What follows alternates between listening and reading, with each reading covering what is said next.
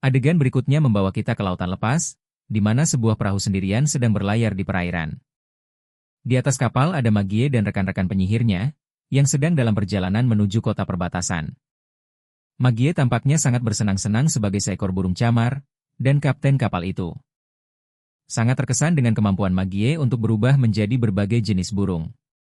Dia terutama terkejut bahwa dia juga bisa mewarisi kemampuan setiap burung, seperti bagaimana burung camar dapat menavigasi lautan dengan mudah. Dan bahkan mendeteksi badai. Sylvie, seorang penyihir menawan dengan rambut hijau. Selembut Sutra, setuju dan mengatakan bahwa tanpa bantuan Magie, mereka tidak akan punya keberanian untuk mengambil rute baru. Mengitari tanjung tak berujung dan berlabuh di selatan Kastil Grey. Saat itulah sang kapten tertawa terbahak-bahak. Mengatakan bahwa meskipun Magie terlihat persis seperti burung camar, dia masih bisa membedakannya dari bentuk tubuhnya.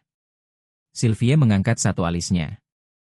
Dan mengatakan bahwa dia tidak pernah menyadarinya, karena dia mengaku bahwa dia cenderung mengamati sesuatu secara lebih langsung.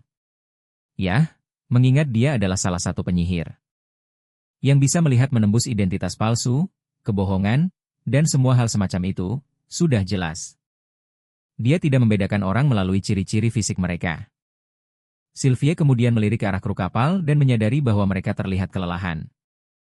Jadi dia dengan sopan meminta kapten untuk mengganti giliran jaga mereka. Kapten itu merasa takjub bahwa dia bisa menyadari detail-detail halus seperti itu. Sepertinya tidak ada yang luput dari mata tajam Sylvie. Saat kapten bergegas untuk menyuruh krunya berhenti bermalas-malasan, pikiran Sylvie melayang kembali ke percakapan terakhirnya dengan Putri Tilly. Tilly telah memberitahunya bahwa perjalanan mereka ke kota perbatasan bukan hanya tentang menjalin hubungan dengan saudari-saudari mereka dan menawarkan bantuan. Sylvie juga memiliki tugas untuk mengungkap identitas asli Rowland Wimbledon. Jika ada sesuatu yang mencurigakan tentangnya, Tilly telah memerintahkan Sylvie untuk bekerja sama dengan Serikat Penyihir untuk membongkar jati dirinya yang sebenarnya. Saat ini, Sylvie khawatir bahwa dalam skenario terburuk, Serikat Penyihir mungkin tidak akan bekerja sama dengannya. Mereka bisa saja akhirnya memenjarakan dia dan krunya. Hanya untuk menjaga agar identitas palsu Rowland tetap rahasia. Dia melihat penyihir lain sedang bermain-main di kapal. Meskipun semua orang terlihat bahagia, Sylvie tidak bisa menghilangkan perasaan bahwa segalanya mungkin tidak akan semudah kelihatannya. Kita juga melihat Molly, yang sedang bersenang-senang dan bersemangat karena mereka hampir sampai di tujuan. Di sisi lain, seorang penyihir kecil dengan 2 kuncir kuda terlihat menderita. Dia hampir tidak percaya mereka telah terombang-ambing di kapal ini selama 1 minggu. Dan kagum karena dia masih bisa bertahan. Kapten menenangkannya, mengatakan bahwa dia akan merasa lebih baik begitu mereka menginjak daratan. Dia menambahkan bahwa dia belum pernah melihat ada yang meninggal karena mabuk laut sebelumnya dan menyuruhnya untuk bertahan.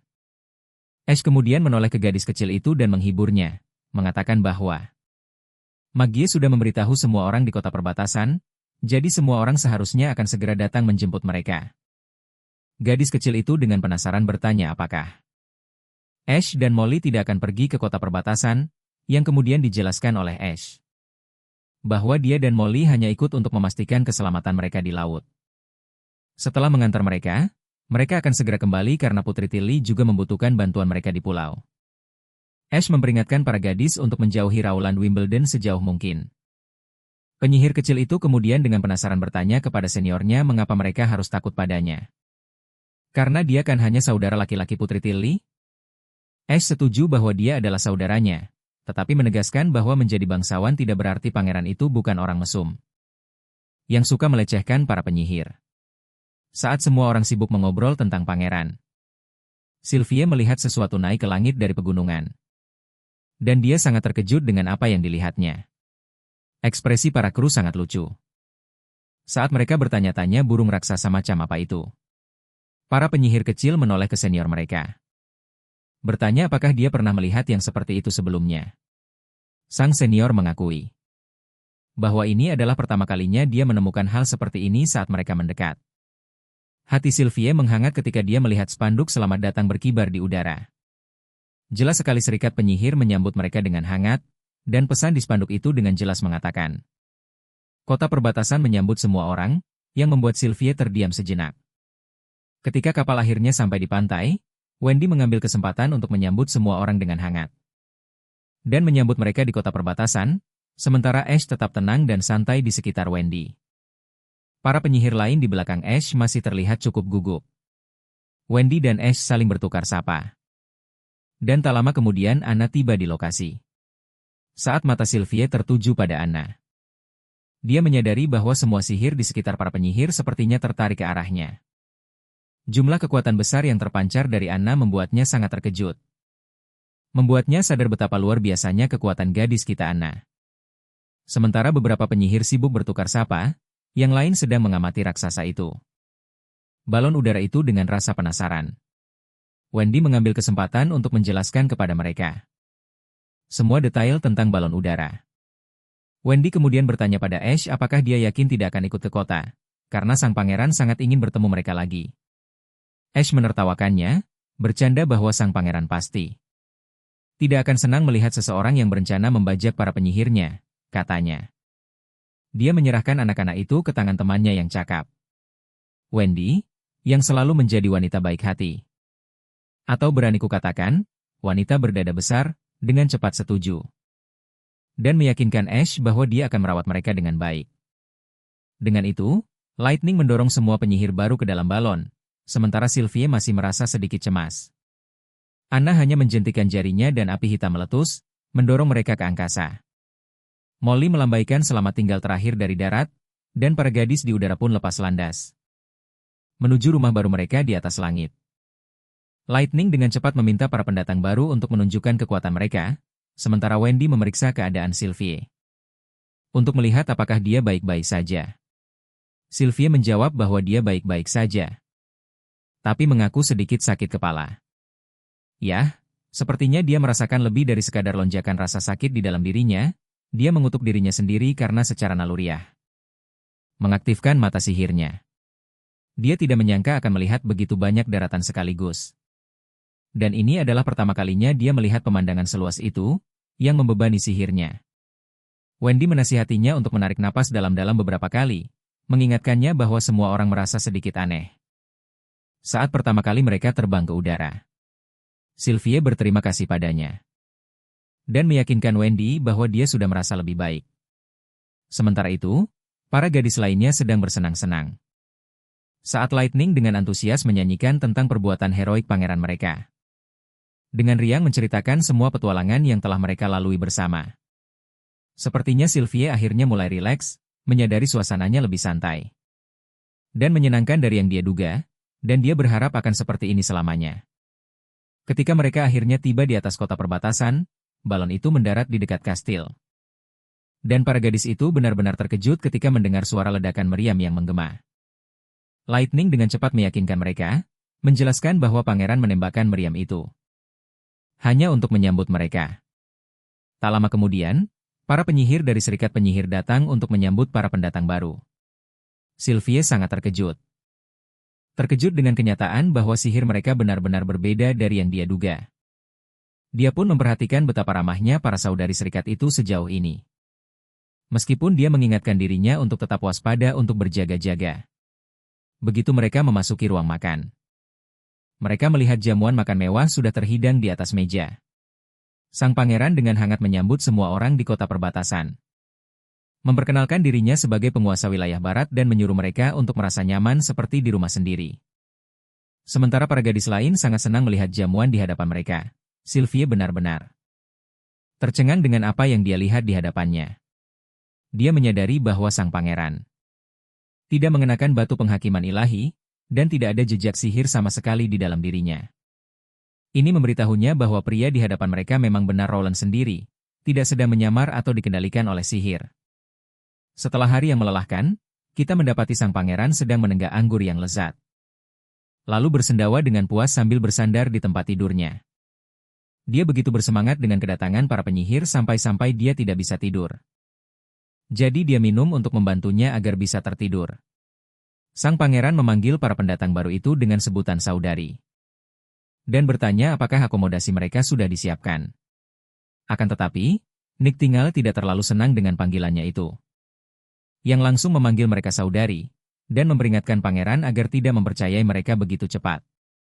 Sang pangeran bertanya pada Niktingale kenapa dia begitu waspada, yang mana dia menjawab bahwa penyihir bernama Sylvie itu hanya mengatakan setengah kebenaran. Meskipun tidak ada niat jahat dalam perkataannya.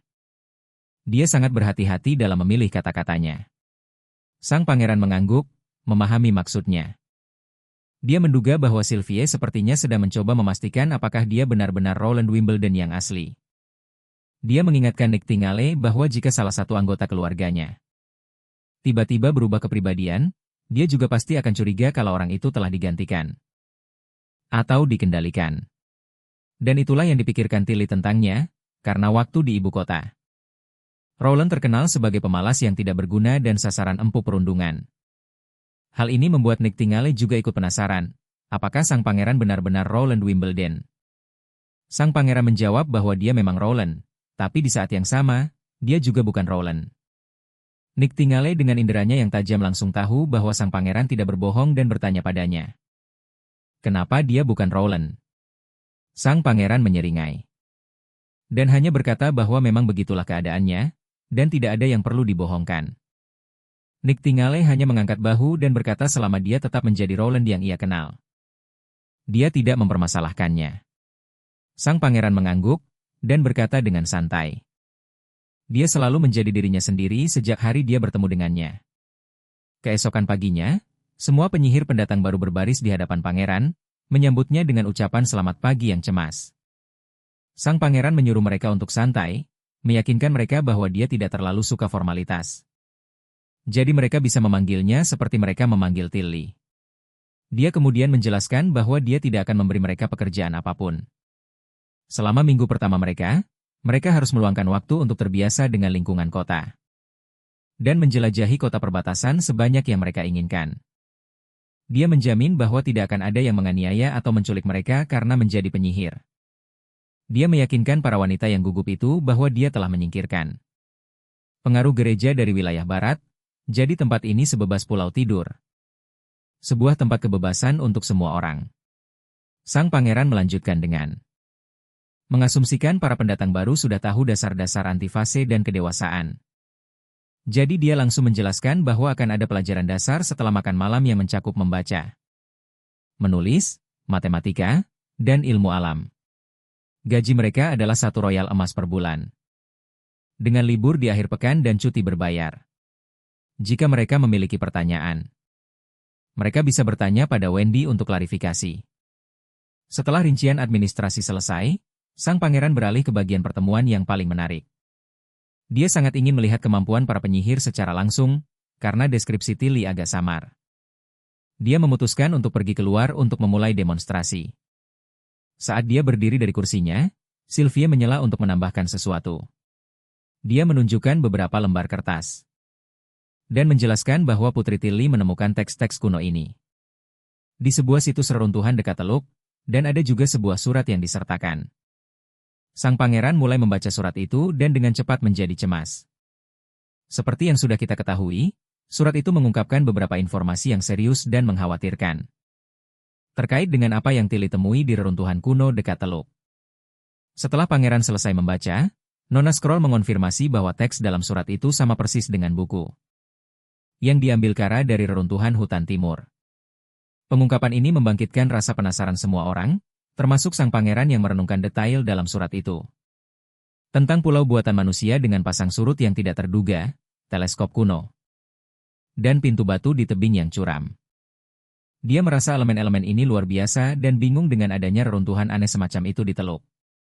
Nona Scroll setuju dengan penilaian Putri Tilly, menunjukkan bahwa reruntuhan itu dibuat oleh orang yang sama mengingat tulisan dan bahasanya yang konsisten.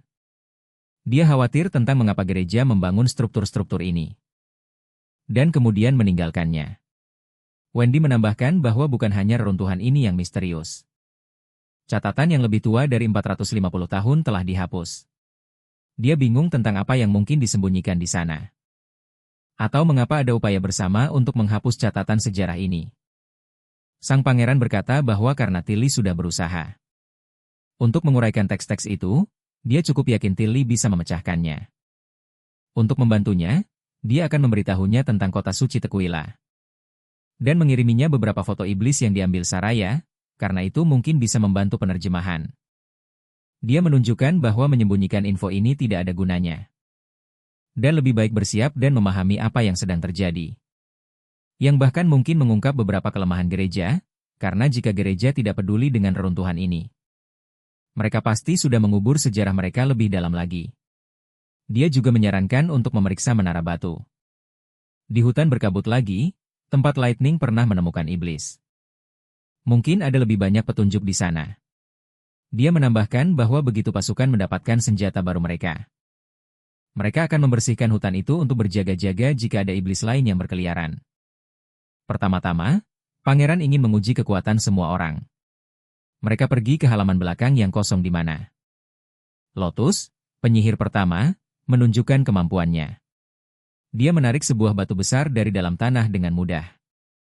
Sang pangeran sangat terkesan, dan menyadari bahwa meskipun seumuran dengan Nightingale, Lotus terlihat sangat muda. Seperti mentimun yang baru dipetik. Kemampuannya juga super kuat. Dia bisa mengubah bentuk tanah dalam radius 5 meter tanpa bersusah payah, tetapi ketika dia mencoba meregangkan menara lumpur lebih dari 7 atau 8 meter, menara yang dia buat mulai runtuh karena ketidakseimbangan struktural.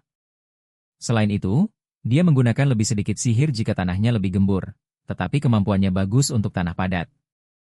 Seperti pulau tidur tempat asalnya, sedangkan rumah-rumah tanah yang mungkin dia bangun di kota perbatasan akan runtuh begitu saja. Nona Scroll juga menjelaskan beberapa detail rumit tentang kekuatannya. Kekuatannya adalah tipe pemanggilan, tanpa embel-embel tambahan, dan dia bisa mengubah bentuk tanah hingga 5 meter. Batu penghakiman ilahi menghantamnya dengan keras, tapi itu tidak mempengaruhi apapun yang sudah dia bangun. Berikutnya adalah Hani, yang baru mencapai kedewasaan musim dingin lalu. Kemampuan utamanya adalah penaklukan hewan. Dia bisa menjinakkan hewan apapun dan membuatnya mengikuti perintahnya. Dengan kemampuan terbaiknya, kendalinya bertahan sampai hewan itu menyelesaikan tugasnya atau dia sendiri yang melepaskannya. Ditambah lagi, dia punya kemampuan keren. Tambahan yang disebut pembawa pesan hewan, di mana dia bisa mengirim hewan untuk menemukan hewan yang lebih kuat untuk dijinakkan. Masalahnya adalah semua kekuatannya dipengaruhi oleh batu penghakiman ilahi, dan semakin besar hewannya, semakin banyak sihir yang dibutuhkan untuk menjinakkannya. Lalu ada Evelyn, yang berusia sekitar 25 atau 26 tahun. Dia punya bakat luar biasa untuk mengubah whisky mentah menjadi berbagai jenis alkohol. Selama dia pernah mencicipinya, dia mungkin bisa membantu mengekstrak etanol. Tapi menyajikan minuman keras untuk seorang wanita di siang hari tidaklah pantas, jadi pangeran harus menunggu sampai makan malam untuk mencicipi sihirnya. Berikutnya adalah Sylvie. Dan pangeran merasa sangat tidak nyaman di dekatnya. Dia memiliki kekuatan untuk melihat menembus apapun dalam jangkauannya, bahkan di belakang punggungnya dan menembus rintangan. Penglihatannya sama sekali tidak terhalang, yang membuatnya sedikit resah. Dia sebenarnya sedikit iri dengan kemampuannya. Bayangkan bisa melihat menembus pakaian wanita manapun yang dia inginkan. Sylvie juga memiliki kemampuan tambahan yang serupa dengan milik Nightingale, di mana sihirnya bisa melihat sihir yang terkumpul dan menghilang. Setelah Sylvie adalah Candle, yang mencapai kedewasaan selama beberapa bulan terakhir. Sebelumnya, kekuatannya terbatas pada Lentera Lilin, tapi sekarang kekuatannya telah diperkuat. Dia bisa mempertahankan wujud suatu benda untuk jangka waktu tertentu. Contohnya, jika dia menggunakan sihirnya pada sebuah es batu. Es itu tidak akan meleleh bahkan jika diletakkan di bawah matahari. Kekuatannya bersifat sihir pesona dan membutuhkan kontak langsung dengan target. Pangeran punya ide besar untuk menggunakan kekuatan Candle untuk menjaga baja cair tetap panas selamanya. Namun, dia segera menyadari itu mungkin sedikit berlebihan. Karena mempertahankan panas seperti itu akan membutuhkan sihir yang sangat banyak. Tantangan sebenarnya adalah berapa banyak sihir yang dibutuhkan dan berapa lama itu bisa dipertahankan. Terutama untuk volume yang lebih besar. Nightingale juga menunjukkan bahwa sihir Candle cukup bagus, tapi kapasitas mananya tergolong rendah. Tetap saja, bakatnya sangat berharga jika dia bisa menjaga sesuatu dalam keadaan stabil. Itu bisa secara serius meningkatkan ketahanan mesin yang terbuat dari bahan yang lebih lemah. Jadi Chandless punya potensi untuk membuat mesin-mesin itu bertahan lebih lama dan berjalan lebih lancar. Setelah selesai memeriksa, Nick Tingale bertanya apakah ada penyihir yang sangat disukai oleh pangeran. Pangeran menjawab bahwa menurutnya mereka semua cukup hebat. Nick Tingale terkejut mendengar pangeran bersedia menangani mereka semua malam ini, tapi pangeran memberinya jitakan lembut dan menjelaskan bahwa dia tidak sedang mencoba bersenang-senang, tetapi murni karena kemampuan mereka yang mengesankan. Pangeran lalu memutuskan sudah waktunya kembali ke istana karena pengujian telah selesai. Dia menyebutkan bahwa ada sesuatu yang ingin dia berikan kepada Nick Tingale setelah makan malam. Kira-kira apa ya? Mungkin tongkatnya, atau sesuatu yang istimewa. Sepertinya Nick Tingale benar-benar menantikan apapun yang ingin pangeran berikan padanya malam ini. Saat waktu makan malam tiba, semua orang menikmati pesta besar. Sekali lagi, hal yang paling menarik hari ini adalah penemuan baru pangeran. Dan Lightning serta Magie sangat tidak sabar menantikan es krim jenis apa atau ciptaan lain yang telah dibuatnya. Pangeran memberitahu mereka bahwa semua orang akan segera tahu, tapi mereka harus makan terlebih dahulu. Nick Tingale merasa sedikit kecewa karena kejutan itu bukan hanya untuk dirinya, melainkan sesuatu yang telah pangeran siapkan untuk semua orang. Sementara itu, para penyihir baru terpesona dengan sumpit. Nona Scroll menjelaskan bahwa pangeran sering menciptakan hal-hal baru dan menarik seperti parfum, sumpit, dan es krim. Dan dia mengujinya pada seorang penyihir sebelum memproduksi dan memasarkannya secara resmi. Para penyihir baru mengenang dengan gembira pengalaman mewah mandi dengan sabun yang mereka alami beberapa waktu lalu di istana, sebuah kenikmatan yang biasanya hanya untuk kaum bangsawan. Mereka hampir tidak percaya bahwa mereka menjalani kehidupan yang menyaingi bahkan kehidupan para raja, mengingat semua fasilitas yang mereka nikmati. Saat para penyihir mulai merasa nyaman dan betah, kita langsung ke bagian akhir makan malam, di mana pangeran akhirnya menarik perhatian semua orang dan memutuskan untuk mengungkapkan apa yang telah dibuatnya. Beberapa pelayan wanita dengan cepat membawakan anggur, dan pangeran pun mengumumkan bahwa dia memulai dengan anggur putih di antara penemuannya. Dibandingkan dengan anggur Ibrani dan anggur buah yang pernah mereka minum sebelumnya. Yang ini adalah yang sesungguhnya dengan kadar alkohol yang lebih tinggi, jadi dia menyarankan anak-anak untuk menjauh. Lightning memprotes dan bersikeras ingin mencobanya juga, tapi sang pangeran meyakinkannya bahwa dia juga sudah menyiapkan sesuatu yang lebih ringan, yang bisa dinikmati dengan sedikit tambahan es. Dia menyajikan semua jenis anggur di depan kakak Evelyn, dan menyebutkan bahwa dia pernah dengar kakak Evelyn pernah ke pub cocktail dan tempat pembuatan bir sebelumnya. Jadi dia penasaran ingin mendengar pendapatnya. Evelyn dengan cepat setuju, mengambil segelas anggur dan meneguknya. Begitu anggur itu sampai di perutnya, dia merasakan sedikit sensasi terbakar di tenggorokannya, tapi jus apel membantunya meredakannya. Dia merasa terkejut dengan perpaduan aroma bunga dan buah di mulutnya, yang menjadikannya rasa unik yang belum pernah dia rasakan sebelumnya. Selanjutnya, dia mencoba cangkir kedua. Yang ini memiliki campuran susu dan madu atau gula, menciptakan rasa manis yang melengkapi anggur dengan sempurna. Ini adalah perpaduan yang sangat serasi, dan dia sangat menikmatinya. Lalu dia beralih ke cangkir terakhir. Yang ini adalah anggur putih murni, tanpa tambahan apapun. Rasanya kuat dan membakar, menyebar di lidah dan turun ke tenggorokannya, meninggalkan rasa asam tajam yang bertahan lama. Rasanya intens, tapi dengan cara yang baik. Setelah sesi mencicipi itu, Evelyn dengan gembira menyatakan bahwa ketiga anggur itu tidak terlupakan. Dia mengakui bahwa meskipun beberapa orang mungkin tidak menyukai rasa yang kuat, para penikmat sejati pasti akan menghargai kekayaan rasanya. Sang pangeran senang dengan masukannya, dan menjelaskan bahwa ini hanyalah sampel dari anggur putih terkuatnya. Dia berencana untuk memperdalam rasanya lebih jauh lagi dan akan memintanya untuk mencicipinya lagi nanti. Kelompok pelayan berikutnya datang membawa kotak-kotak, dan hadiah ini hanya untuk para penyihir dewasa. Anna menerima kotaknya sendiri, sementara Nana dengan penuh semangat bertanya-tanya apa isinya. Seperti yang dijanjikan, Nick Tingale juga mendapatkan sebuah kotak, tapi dia tampaknya tidak terlalu senang. Sang pangeran menyuruh mereka untuk membuka kotak itu setelah mereka kembali ke kamar masing-masing. Begitu para penyihir berada di kamar mereka, Para penyihir yang lebih muda mulai mengeluh. Mereka merasa sang pangeran pilih kasih dan tidak memberi mereka hadiah apapun. Tapi Lightning mengingatkan Lily bahwa sang pangeran secara khusus telah mengatakannya. Hadiah itu hanya untuk para penyihir dewasa. Namun, Lily tetap sombong seperti biasa, mengabaikan peringatan itu.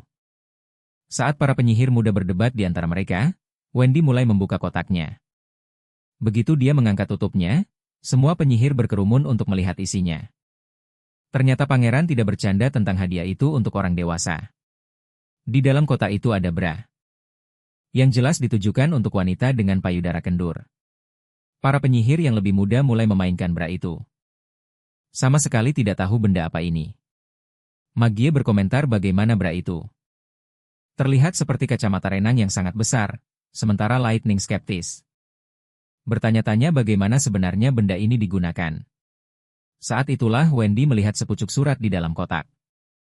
Dia membukanya dan mulai membacanya dengan mata tertutup.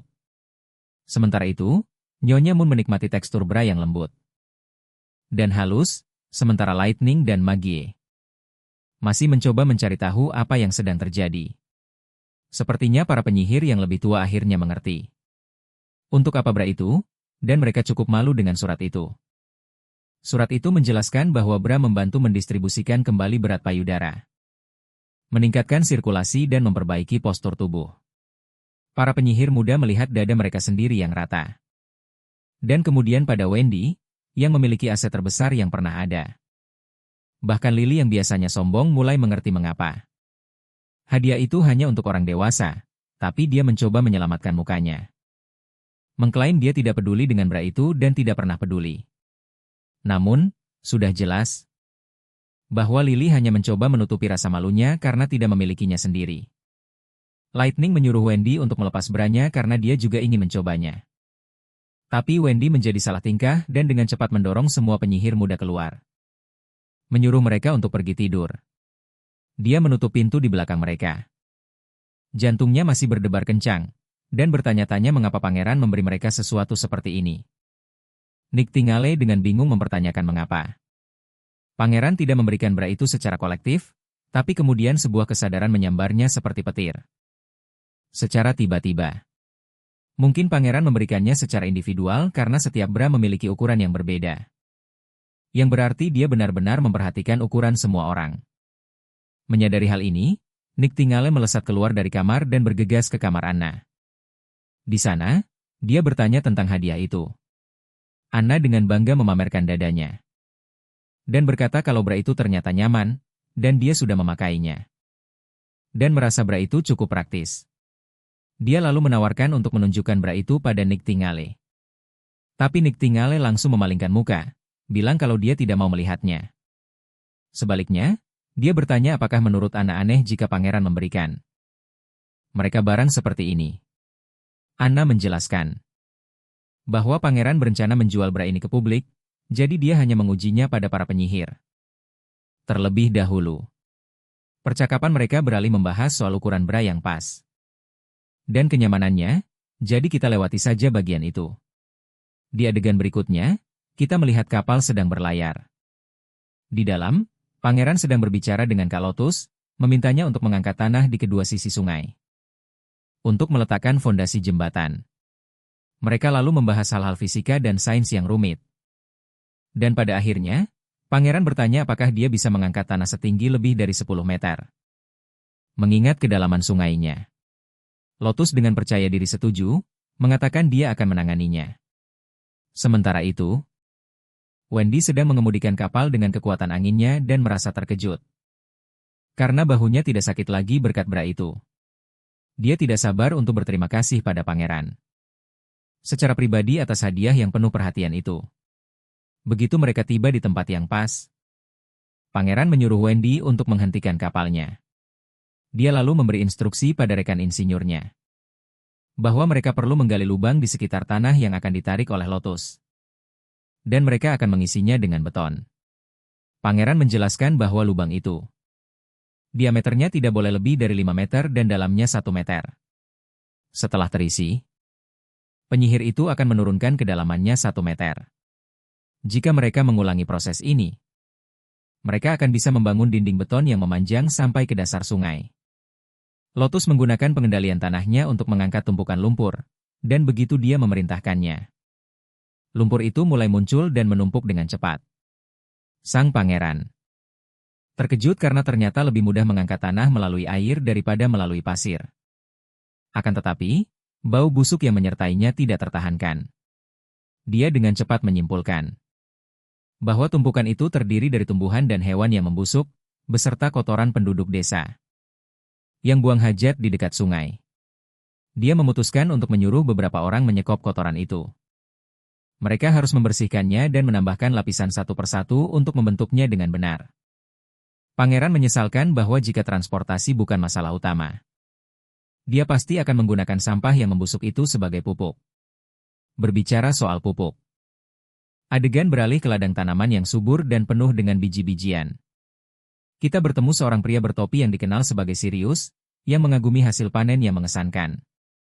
Jumlah benihnya menjadi 2 kali lipat dan biji-bijiannya lebih besar dari sebelumnya. Semua berkat kerja keras para penyihir. Sirius merenungkan bagaimana sejak pangeran mengadakan upacara dan Nana muncul di panggung, para penyihir berhenti menyembunyikan diri mereka. Jelas sekali bahwa hanya penyihir yang bisa meninggikan tanah. Di tengah sungai, tiba-tiba, 2 orang bergegas menghampiri Sirius. Dan sepertinya dia tidak senang melihat orang-orang ini di sini. Karena dia cukup yakin mereka akan menanyakan pertanyaan yang itu-itu saja. Seperti yang diduga, mereka bertanya apakah benar mereka bisa menjadi warga bebas, memiliki rumah sendiri, bersekolah, dan mereka hanya perlu menyerahkan 70% dari hasil panen mereka. Mereka juga melontarkan banyak pertanyaan lain tentang peluang dan hak-hak baru mereka. Sirius dengan santai menunjuk ke spanduk yang bertuliskan kerja keras menciptakan kekayaan dan kerja keras mengubah nasib. Dia tersenyum dan mengatakan ini berarti jika mereka berusaha, mereka akan menjadi warga bebas. Seperti yang dijanjikan pangeran, dan percayalah, janji itu bisa dipegang. Ketika seseorang bertanya apa yang harus mereka lakukan dengan sisa 30% hasil panen, Sirius menjelaskan bahwa kau bisa menjualnya kepada pangeran, memakannya sendiri atau menggunakannya sebagai benih, dan hanya itu saja pilihannya. Dia melanjutkan dengan menjelaskan bahwa kota perbatasan tidak mengizinkan penjualan hasil panen secara pribadi. Jika mereka mencoba menjualnya di luar jalur resmi, mereka akan melanggar hukum. Dan hasil panen mereka bisa disita ditambah dengan hukuman. Tetapi kemudian salah satu rakyat jelata menyuarakan kekhawatiran bahwa mereka mungkin akan ditipu oleh pangeran. Sirius meyakinkan mereka bahwa ini tidak akan terjadi. Pangeran mengikuti harga pasar. Jadi tidak akan ada perubahan drastis. Pasar umum yang dikelola oleh balai kota adalah satu-satunya tempat di mana biji-bijian dijual. Pangeran akan selalu membeli dengan harga pasar. Dengan itu, Sirius mengakhiri percakapan dan menyuruh mereka kembali bekerja. Seorang pria lain menyela dan bertanya pada Sirius apakah dia tahu di mana Nona May dan Nona Elaine pergi, karena tidak ada pertunjukan panggung akhir-akhir ini. Dia khawatir mereka mungkin sakit. Sirius meyakinkan mereka bahwa mereka akan kembali pada musim gugur. Karena mereka tidak bisa tampil di cuaca sepanas ini, atau memangnya bisa, saat para pekerja kembali ke tugas mereka. Sirius merenungkan perjalanannya sendiri. Dia dulunya adalah seorang ksatria yang mencoba melarikan diri dari ladang ayahnya, tetapi tertangkap dan dicopot dari jabatannya. Hanya dalam beberapa bulan, entah bagaimana, dia berakhir di kota perbatasan. Gajinya naik, ada banyak ruang untuk kemajuan. Dan dia bahkan jadi menantikan masa panen. Di adegan berikutnya, para petani telah selesai memanen semua biji-bijian dan bahkan mulai membakar sisa jerami. Setelah beberapa saat, penasihat botak, yang sangat gembira, melapor kepada pangeran bahwa panen musim ini sangat besar. Dia menjelaskan bahwa menurut perkiraan balai kota, ekspor mereka 4 kali lipat lebih tinggi dari sebelumnya. Dan ladang terbaik mereka telah menghasilkan 6 kali lipat lebih banyak dari hasil sebelumnya. Ini memberi mereka lebih dari cukup untuk memberi makan semua penduduk desa mereka. Sang pangeran tersenyum mendengar kabar baik itu, senang mengetahui gudang mereka tidak akan kosong lagi. Penasihat botak itu menambahkan bahwa dengan pekerja tambahan dan lebih banyak petani, mereka bisa dengan mudah menopang 50 hingga 60 ribu orang. Ini membuat pria tua itu semakin bersemangat. Saat dia bermimpi tentang kota mereka yang tumbuh menjadi kota besar dan kemudian berekspansi ke seluruh benua. Kau tahu, di dunia ini, pertumbuhan kota sangat dibatasi oleh pasokan makanan. Sebuah kota besar seperti ibu kota dengan 20.000 penduduk membutuhkan banyak desa di sekitarnya. Untuk membuat semua orang tetap kenyang, tetapi dengan mesin-mesin baru yang baru saja dibuat oleh toko utama kita. Pekerjaan satu orang sekarang dapat memberi makan 10.000 orang, dan panen besar di kota perbatasan. Semua berkat biji-bijian yang ditingkatkan oleh Sister Liv.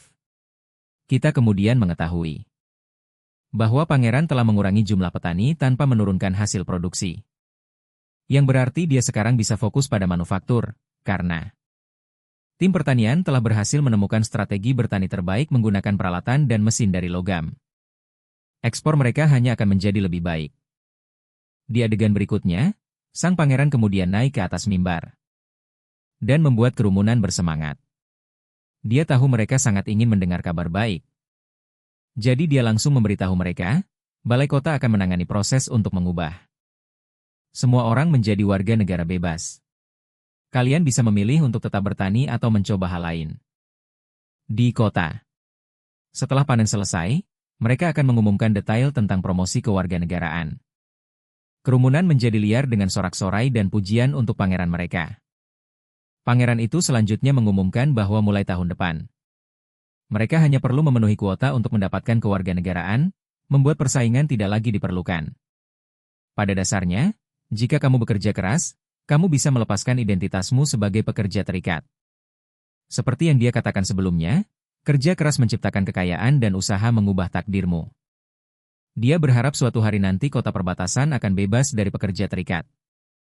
Dan semua orang adalah warga negara yang bebas. Seluruh kerumunan meledak dalam kegembiraan, meneriakan pujian mereka untuk sang pangeran. Adegan kemudian beralih ke suatu tempat yang tidak diketahui, di mana kita melihat Timothy, seseorang yang ingin menjadi raja. Setelah sekian lama, dia sedang bersantai di sebuah ruang kantor. Bersandar di kursinya dan dengan anehnya mengendus meja kayu itu. Dari baunya, Timothy bisa tahu bahwa meja itu terbuat dari kayu cerulean. Dia terkejut mengetahui bahwa saudara perempuannya masih lebih menyukai bahan dari puncak badai salju. Yang berarti saudara perempuannya sama sekali tidak feminin. Senyum menyeramkan menyebar di wajahnya, yang segera berubah menjadi tawa gila saat dia menyombongkan diri karena telah mengalahkan saudara perempuannya, Garcia. Timothy mengungkapkan bahwa hanya dalam waktu setengah bulan, dia secara sistematis telah mengambil alih negara pasir. Dengan orang-orang yang ditinggalkannya di pelabuhan Clearwater, dia yakin bahwa saudara perempuannya telah kehilangan cengkeramannya di wilayah selatan. Dan dia merasa sangat sombong mengetahui bahwa Ratu Clearwater kini tinggal sejarah. Dan wilayah selatan kembali di bawah kendalinya. Tepat saat Timothy sedang menikmati kemenangannya, salah satu kesatrianya menerobos masuk. Timothy memberitahunya bahwa dia akan kembali ke ibu kota keesokan paginya. Kesatria itu akan menangani semua orang lain, kecuali pengawal pribadi Timothy di pasukan kesatria ibu kota. Dia menginstruksikan kesatrianya, yang bernama Duke Edward Hoss, untuk menjaga keamanan wilayah selatan dan untuk mencegah negara pasir memasuki wilayah Kastil Grey. Edward Hoss bertanya apakah ini berarti dia akan tinggal. Timothy setuju, mengatakan masih banyak yang harus diselesaikan di sini. Dan dia membutuhkan seseorang yang setia dan kuat untuk tinggal, entah untuk berurusan dengan pengkhianat atau mengumpulkan pengungsi. Dia meyakinkan Edward untuk tidak khawatir, dia tidak akan terjebak di sini selamanya. Begitu semua urusan di pelabuhan Clearwater selesai, dia akan memastikan untuk membawa Edward kembali ke ibu kota. Dia menjelaskan bahwa Kastil Grey masih perlu disatukan, dan sebelum menaklukkan wilayah barat, dia akan membutuhkan banyak kesatria untuk bertarung, jadi dia berjanji pada temannya yang setia itu bahwa dia tidak akan meninggalkannya. Edward menunduk, merasa sedih dan mengingatkan Timothy bahwa saudaranya, Raymond House, hilang. Dia bertanya mengapa tidak ada kabar tentangnya, terutama karena sudah 2 bulan berlalu sejak Raymond pergi ke wilayah barat. Timothy meyakinkannya bahwa Raymond mungkin tertunda oleh sesuatu, atau dia bisa saja sedang dalam perjalanan kembali. Dia memberitahu Edward untuk tidak mengkhawatirkan saudaranya, untuk saat ini fokusnya seharusnya adalah membakar habis benteng lama Garcia. Timothy ingin semua orang di wilayah selatan melihat bahwa markas lama Garcia tidak akan menjadi apa-apa selain abu. Bahkan jika dia kembali, tempat itu akan menjadi reruntuhan. Dia memerintahkan Edward untuk membakar para prajurit yang selamat dari efek samping pil gereja. Setelah Timothy sendirian, dia merenungkan bagaimana kota perbatasan dengan mudahnya menangani ancaman iblis, mengalahkan Dukrian, dan merebut benteng Longsong. Dia bingung bagaimana saudaranya, yang merupakan salah satu saudara terbodohnya, bisa melakukan semua ini. Bukan hanya itu, Raiman dan 500 prajuritnya yang dikerahkan ke barat juga telah kehilangan kontak sepenuhnya. Dia yakin bahwa sesuatu yang signifikan pasti telah terjadi di kota perbatasan, yang menyebabkan perubahan drastis pada saudaranya. Apapun masalahnya, Timothy bertekad untuk membuat saudaranya, Rowland Wimbledon, memohon ampun di kakinya. Akhirnya, di kota suci, Paus menerima kabar buruk tentang kematian Heather. Meskipun mendapat kabar duka itu, dia tetap tenang dan meyakinkan juniornya bahwa Heather adalah seorang gadis yang berbakti, cerdas, dan jujur yang akan selalu dikenang dengan baik. Dia bersumpah bahwa pelakunya, Garcia Wimbledon, akan menghadapi keadilan pada waktunya. Kekhawatiran Paus dengan cepat beralih ke, apakah Garcia bekerja sama dengan kerajaan hati serigala? Dan bagaimana racun baru gereja bekerja melawan mereka? Sejauh ini, pendeta Main melaporkan bahwa meskipun racun itu bekerja seperti yang diharapkan selama serangan di hutan gigi patah, di mana racun itu melumpuhkan prajurit musuh sebelum mereka bisa sepenuhnya melawan ancaman, hasilnya kurang efektif saat digunakan melawan kota Wolfhard. Musuh tetap kuat dan tangguh, dan Maine menyalahkan dirinya sendiri atas kegagalan ini. Paus menjelaskan bahwa racun baru itu berasal dari monster iblis, dan lebih lanjut menyoroti bahwa ada catatan tentang 70 kemampuan yang bisa melawannya, dengan 30 diantaranya mampu menetralkannya secara langsung.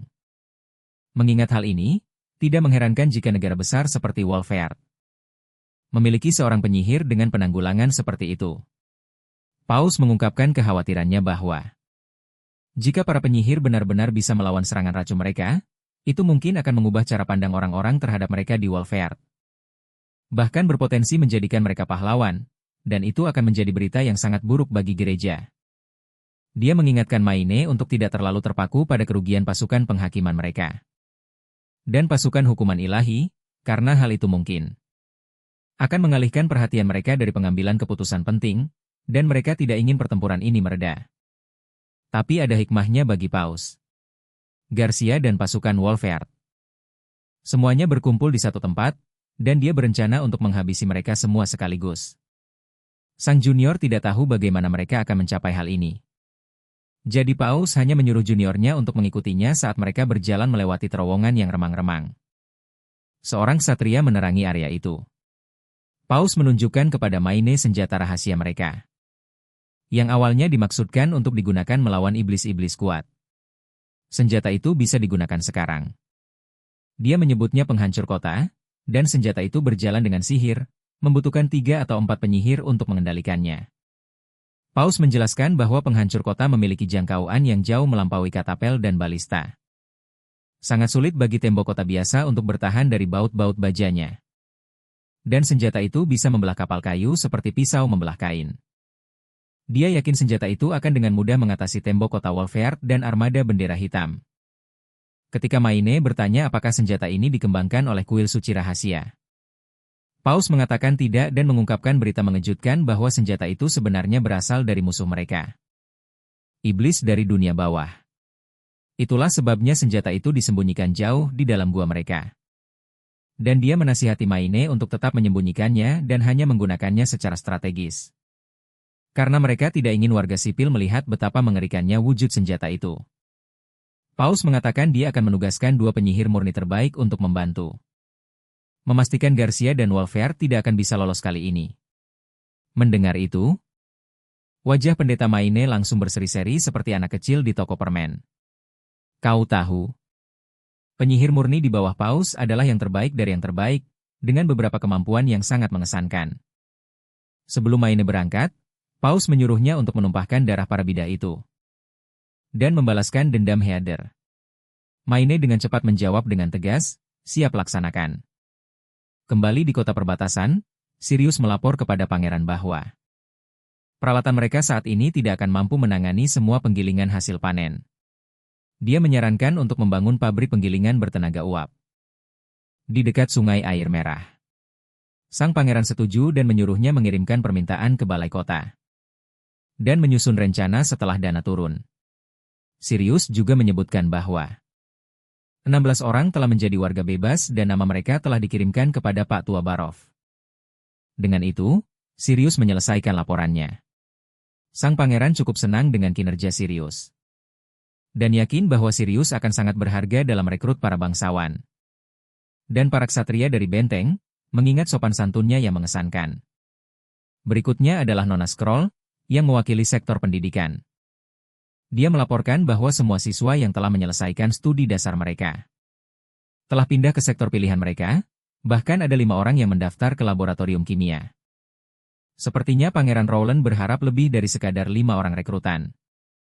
Karena jika tidak, laboratorium yang baru dibangun mungkin akan kosong untuk sementara waktu. Bahkan Kyle Seichi, kepala Departemen Kimia, khawatir dengan rendahnya jumlah pelamar. Sang pangeran kemudian meminta Kyle untuk melaporkan situasi departemennya. Kyle, yang tidak menyukai pertemuan semacam ini, menegaskan bahwa dia tidak suka membuang-buang waktu dan menyarankan untuk mencari perwakilan baru untuk departemen jika ini menjadi rutinitas.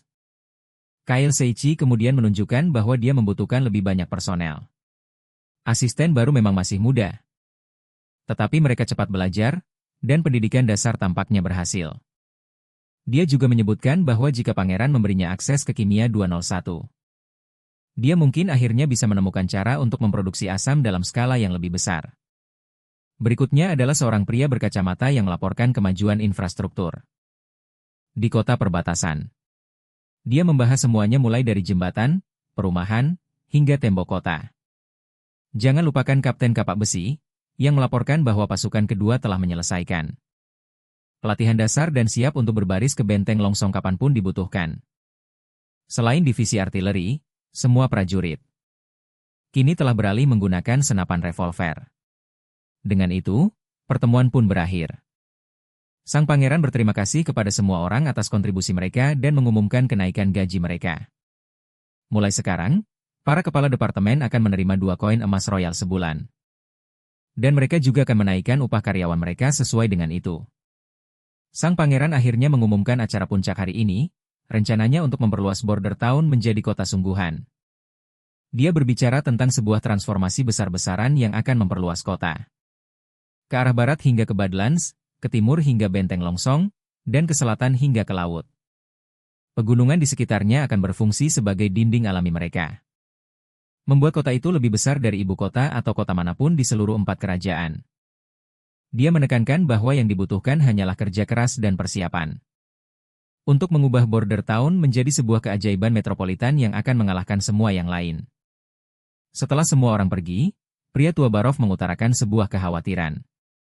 Meskipun panen baru-baru ini berhasil, perbendaharaan mulai kehabisan dana. Setelah membayar Margaret, Serikat Pedagang, dan Theo, keuangan mereka menipis.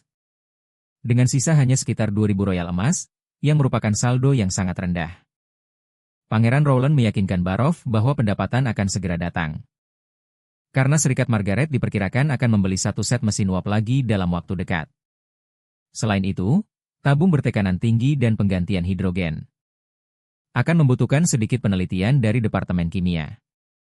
Setelah itu beres, mereka berencana menjual balon udara panas dan isi ulang hidrogen. Mereka akan mengenakan biaya 50 royal per isi ulang, dengan 1 kali isi ulang gratis setiap 10 kali. Yang seharusnya memberikan aliran pendapatan yang stabil. Berbicara tentang Departemen Kimia, Barov kemudian menunjukkan bahwa Kyle Cici perlu meningkatkan keterampilan sosialnya, karena dia seringkali sangat tidak sopan. Sang pangeran tidak mempermasalahkan kurangnya keterampilan sosial Kyle. Lagi pula, para ilmuwan tidak begitu dikenal karena menghabiskan banyak waktu di udara segar. Saat malam semakin larut, Kyle Seichi, sesuai dengan sifat seorang ilmuwan, masih tenggelam dalam studinya. Dia sedang bergelut dengan tabel periodik dan persamaan. Meskipun kita tidak perlu membahas detailnya. Yang jelas adalah Kyle bekerja tanpa lelah, bertekad untuk mengisi laboratorium, dan mencari cara untuk memproduksi asam. Tujuan utamanya adalah untuk mendapatkan kimia 201 dari sang pangeran. Meskipun apa sebenarnya artinya itu masih menjadi misteri bagi kita. Sepertinya banyak yang dipertaruhkan Kyle dalam hal ini, dan dia mendorong dirinya hingga batas kemampuannya untuk mencapai tujuannya.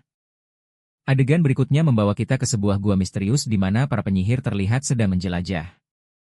Mereka tiba-tiba berhenti, dan Nightingale bertanya pada Sylvie apakah disinilah terowongannya terbelah. Lightning ikut nimbrung dengan instruksi yang tepat, mengatakan mereka harus mulai dari pintu kedua. Sementara Sylvie juga ikut memberikan pendapatnya untuk membantu mengarahkan tim ke arah yang benar. Setelah sedikit berkeliling, Lightning menunjukkan bahwa hanya ada satu pintu terakhir yang perlu diperiksa. Nightingale dengan antusias menghilang dari tempatnya dan muncul kembali di depan. Mendesak semua orang untuk masuk lebih jauh. Sylvie, yang melihat ini, bisa melihat sihir Nightingale secara samar saat dia menghilang. Tetapi tidak bisa menangkap sosok atau gerakannya dengan jelas. Dia ingat Tillie pernah berkata bahwa Nightingale adalah penyihir yang paling siap tempur di Serikat. Dia seharusnya menyadarinya. Ternyata sang pangeran mengirim semua orang ke tambang ini. Karena ada legenda kuno tentang makhluk purba yang tinggal di sini. Dia menyuruh mereka untuk melapor kembali setelah perjalanan mereka karena bahayanya. Sylvie mengungkapkan kepada kita bahwa Nightingale dipilih secara khusus untuk tugas ini karena legenda yang mengatakan bahwa tambang-tambang ini pernah menjadi sarang makhluk purba, dan beberapa penambang telah hilang. Tiba-tiba, Suster Lucia menghentikan perjalanan mereka dan duduk untuk memeriksa beberapa biji yang dia lihat. Karena dia pikir sang pangeran mungkin tertarik padanya. Setelah jalan memutar singkat mereka akhirnya sampai di pintu nomor 23. Pintu yang selama ini mereka cari. Sylvie melangkah maju, menggunakan kemampuannya untuk memeriksanya. Setelah pemindaian menyeluruh, dia bisa merasakan dengan jelas bahwa tidak ada biji di sini. Tetapi ada beberapa di bawah sana. Ada 4 terowongan, salah satunya tampak menurun ke bawah. Lightning tertarik dengan jalur menurun itu dan bertanya pada Sylvie tentangnya. Sylvie menjawab bahwa itu mungkin mengarah ke sebuah deposit. Dia juga tampak sedikit kelelahan. Mungkin karena kehabisan sihirnya. Nightingale kemudian menunjukkan bahwa mereka tidak akan pernah tahu. Kecuali mereka menyelidikinya lebih jauh, jadi akhirnya mereka sampai di jalur menurun itu. Yang menurun curam dari tempat mereka berdiri. Nightingale berkomentar bahwa itu terlihat cukup dalam. Dan Lucia, yang merasa tidak nyaman, menyebutkan bahwa dia merasa seperti ada yang mengawasinya. Dan menyarankan mereka harus segera kembali setelah menyelesaikan penyelidikan mereka. Sylvie memindai area itu sekali lagi dan menyadari bahwa tidak ada biji di sekitar. Jadi mereka mungkin harus pergi, tetapi kemudian dia menyadari sesuatu yang aneh. Saat dia mencoba memindai jalur tengah, dia tidak bisa melihat apapun. Lightning bertanya apa artinya itu dan apakah Sylvie hanya kelelahan karena menggunakan sihirnya. Sylvie menjelaskan bahwa dia tidak kehabisan sihir, melainkan sepertinya ada sesuatu yang menghalangi penglihatannya. Nightingale memutuskan untuk memeriksanya sendiri dan menyuruh para gadis lainnya untuk tetap di belakang. Namun, Sylvie dengan cepat menghentikannya, mengatakan bahwa mungkin ada sesuatu yang menyebabkan efek ini. Dan masuk ke sana bisa berbahaya. Nightingale bertanya apa maksudnya. Dan Sylvie menjelaskan bahwa sepertinya ada batu penghakiman ilahi yang terlibat. Batu-batu ini sepertinya berada di bawah tanah dan membentang di seluruh area. Di adegan berikutnya, kita melihat sang pangeran tiba di lokasi bawah tanah. Bersama rekan-rekan terpercayanya dan benar-benar terpesona oleh kemegahan kristal raksasa di hadapannya. Dia menoleh ke ksatrianya dan bertanya apakah mereka yang membangun tangga itu. Ksatria Charter menjawab bahwa bukan mereka. Tangga itu sudah ada di sini saat pasukan pertama menemukan tempat ini. Dia yakin tangga ini sudah ada di sini selama puluhan tahun, bahkan mungkin berabad-abad. Kakak Lightning agak setuju, dan menambahkan bahwa kota perbatasan didirikan sekitar 70 tahun yang lalu, jadi kemungkinannya kecil tangga ini berhubungan dengan penduduk kota atau kerajaan. Charter menambahkan bahwa Kastil Grey bahkan belum ada 100 tahun yang lalu. Jadi sepertinya tidak mungkin ada orang dari berabad-abad lalu yang bisa membangunnya. Sang pangeran kemudian mengingatkan mereka bahwa mereka tahu tentang sekelompok orang yang hidup 450 tahun yang lalu dan telah dilupakan, sambil sang pangeran melihat kristal itu lebih dekat. Dia ingat bahwa batu yang bersinar biasanya memiliki sifat radioaktif atau fluoresen. Tetapi batu penghakiman ilahi ini sepertinya tidak cocok dengan kedua kategori tersebut. Jika batu ini radioaktif, para prajurit dari pasukan pertama pasti sudah mati dalam beberapa menit, dan tidak mungkin bersifat fluoresen karena tidak ada sumber cahaya di dalam gua. Selain itu, meskipun kristal-kristal ini berfungsi seperti prisma, mereka tidak memiliki pola kristal seperti biasanya. Jadi dia benar-benar bingung tentang bagaimana semua ini bisa ada di sini. Ksatria Charter sangat tercengang. Menunjukkan bahwa sebuah batu penghakiman ilahi seukuran ibu jari saja harganya sudah selangit. Tetapi sesuatu yang sebesar ini bisa membuat keempat kerajaan bangkrut. Namun, Nick Tingale tidak terlalu senang dengan cara berpikir Charter. Dia memberinya tatapan tajam dan bertanya apakah dia benar-benar mempertimbangkannya. Menyerahkannya kepada kaum elit hanya agar mereka bisa menggunakannya untuk menyiksa para penyihir. Sementara itu, Lightning terpesona oleh kristal-kristal ini. Ini adalah batu pertama dengan warna seperti ini yang pernah dia lihat, dan jika mereka bisa membawa satu kembali, mereka tidak akan membutuhkan lilin lagi. Tapi Nick Tingale mengingatkan semua orang bahwa semenarik apapun kristal itu, benda itu sebenarnya hanyalah belenggu bagi para penyihir. Meski begitu, Lightning ingin mengambil sepotong kecil batu itu sebagai piala dari eksplorasinya. Sang pangeran memberinya izin untuk melakukannya, selama dia tidak terlalu kecewa karenanya.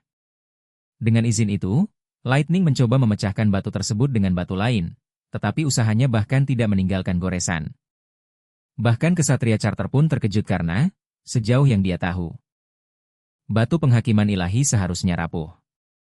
Lightning kemudian mulai memukul kristal itu dari berbagai sudut, tetapi hasilnya tetap sama. Tidak ada goresan, tidak ada retakan, tidak ada apa-apa. Saat itulah sang pangeran menyuruh Nick Tingale untuk mencobanya. Dia memberondong kristal itu dengan peluru. Tetapi kristal itu tetap berkilau dan tidak rusak sama sekali. Sang pangeran merasa penasaran. Karena bahkan revolver pun tidak bisa merusaknya. Charter bertanya-tanya dengan keras. Bagaimana gereja berhasil menghancurkannya untuk dijual jika sekeras ini untuk dipecahkan? Nick Tingale kemudian menunjukkan bahwa batu-batu ini seharusnya hancur menjadi bubuk dengan kekuatan sekecil apapun. Anna juga ikut menimpali dengan informasinya sendiri. Bertanya kepada pangeran apakah dia masih ingat peta harta karun itu. Dia menjelaskan bahwa salah satu peta sebenarnya menunjuk ke lokasi ini, bukan ke Tambang Utara. Pangeran juga terkejut dengan berita ini, menyadari bahwa gua ini menyimpan sejumlah besar batu-batu ini, yang menjadikannya bagian dari tempat harta karun itu. Setelah mereka kembali ke kantor, pangeran mempelajari semuanya bersama Nona Scroll. Dia menunjukkan bahwa peta itu cocok dengan apa yang dia ingat dan titik paling selatan memang sejajar dengan Tambang Utara. Nona Scroll menambahkan bahwa jika Anna benar, peta ini bisa jadi salah satu yang ditinggalkan oleh gereja saat mencari urat batu yang baru. Dia penasaran mengapa mereka meninggalkan semuanya setelah menggali dan membangun tangga di sana. Pangeran mengungkapkan bahwa mengingat nilai batu penghakiman ilahi yang sangat tinggi, gua ini jelas tidak terlihat seperti sesuatu yang akan mereka tinggalkan. Karena mereka tidak bisa pergi ke kota Tequila sekarang, dia bertanya-tanya apakah jawabannya hanya bisa ditemukan saat mereka mengunjungi menara-menara batu itu. Aku tidak begitu yakin apa yang sedang terjadi. Tapi mari kita berharap bisa segera menghubungkan titik-titiknya saat kita menyelami ceritanya lebih dalam. Saat malam tiba di kota perbatasan, para penyihir baru mengobrol selama kelas belajar mereka. Evelyn bertanya pada Sister Candle apakah pangeran memberinya tugas. Candle mengangguk dan menjelaskan bahwa pangeran memang memberinya sebuah tugas. Dia bilang pangeran memintanya untuk menggunakan kekuatannya pada beberapa gumpalan logam agar tetap padat pada suhu ruangan. Tapi dia tidak yakin apa yang akan pangeran lakukan dengan benda-benda itu. Candle kemudian bertanya tentang tugas apa yang pangeran berikan pada Evelyn, yang mana Evelyn mengungkapkan bahwa pangeran belum memintanya melakukan sesuatu yang spesifik. Dia bebas mempelajari apapun yang dia mau. Terkadang pangeran memang memintanya untuk mencicipi minuman keras baru, dan dia sudah memberikan beberapa saran. Seperti menambahkan air atau jus buah, tetapi pangeran tampaknya fokus untuk membuat alkohol sekuat mungkin.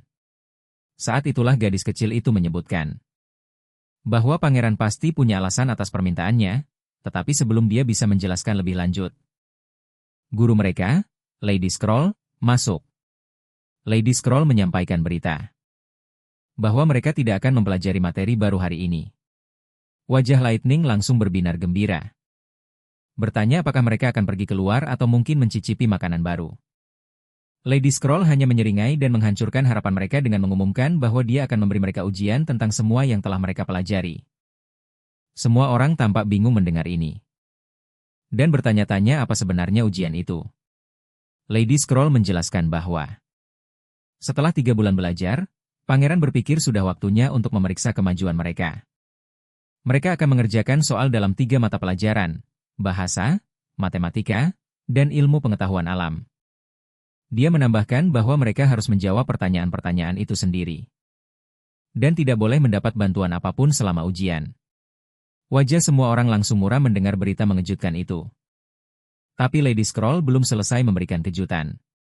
Dia mengumumkan bahwa pangeran telah menyatakan dengan tegas bahwa hanya mereka yang menjawab lebih dari setengah pertanyaan. Dengan benar yang akan bisa menikmati es krim pada sore hari di akhir pekan. Dan mereka yang nilainya di bawah setengah akan kehilangan hak minum teh mereka. Kalimat terakhir itu membuat Nick Tingale benar-benar bingung, sebagai penggemar teh sore. Dia cukup yakin dia dalam masalah. Nona Scroll menambahkan bahwa para penyihir dari Pulau Slumber dibebaskan dari ujian ini dan bisa memilih untuk tetap tinggal dan menyelesaikannya. Atau mengambil hari libur, tidak peduli berapapun skor mereka tidak akan kehilangan hak istimewa apapun. Para penyihir baru akhirnya bisa bernapas lega, menyadari bahwa mereka tidak benar-benar dalam masalah besar. Candle menoleh ke temannya Evelyn dan bertanya apakah dia akan tetap tinggal untuk ujian. Evelyn mengangguk dan menjelaskan bahwa mengikuti ujian adalah kesempatan yang bagus untuk belajar. Dia ingin meningkatkan kemampuannya dengan mendapatkan lebih banyak pengetahuan. Dan dia telah berlatih menulis setelah kelas dengan bantuan dari Lily dan Moon.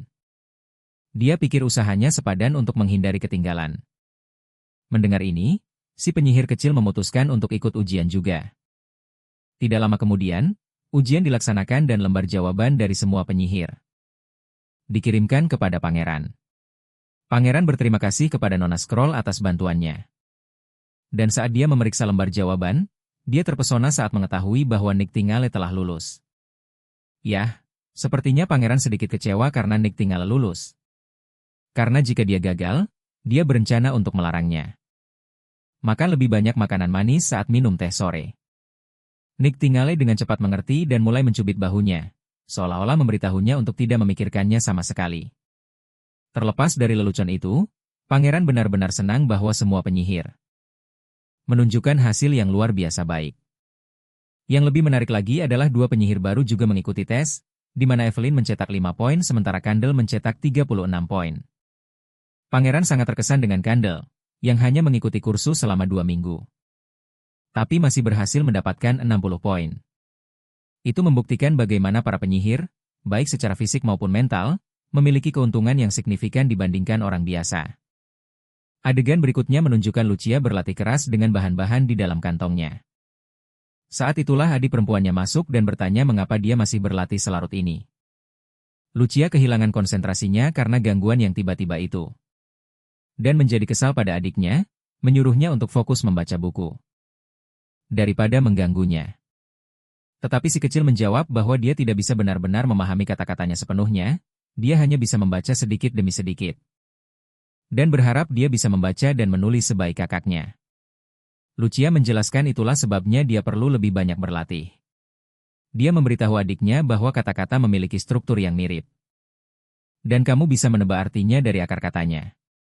Itu semua adalah bagian dari proses belajar. Gadis kecil itu dengan enggan mengambil sebuah buku dan kembali membaca.